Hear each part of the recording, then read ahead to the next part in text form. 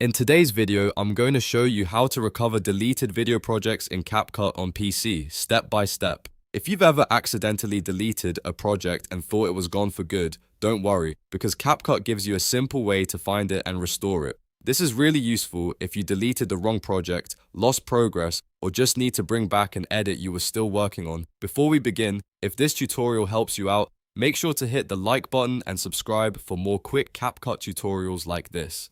Alright, let's get into it. First, open CapCut on your PC and wait for the home screen to load. Once you're on the main page, don't click into any project yet. Instead, scroll a little bit down on the home screen until you see the trash option on the right side. This is where CapCut stores deleted projects for a short period of time, so you can recover them if needed. Go ahead and click on trash, and CapCut will open a list of all the deleted projects that are currently available for restoration. Take a moment to look through the list carefully and find the project you want to recover. If you have multiple deleted projects, make sure you select the correct one so you don't restore the wrong edit. Once you find the project you want, click on it to highlight it, and then look for the restore icon.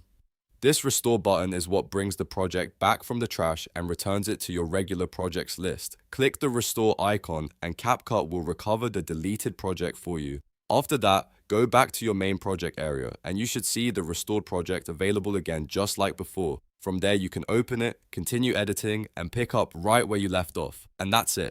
That's how you recover deleted video projects in CapCut on PC in just a few simple steps. If this video helped you save a project, don't forget to like the video, subscribe to the channel, and turn on notifications so you never miss another helpful CapCut guide. Thanks for watching, and I'll see you in the next tutorial.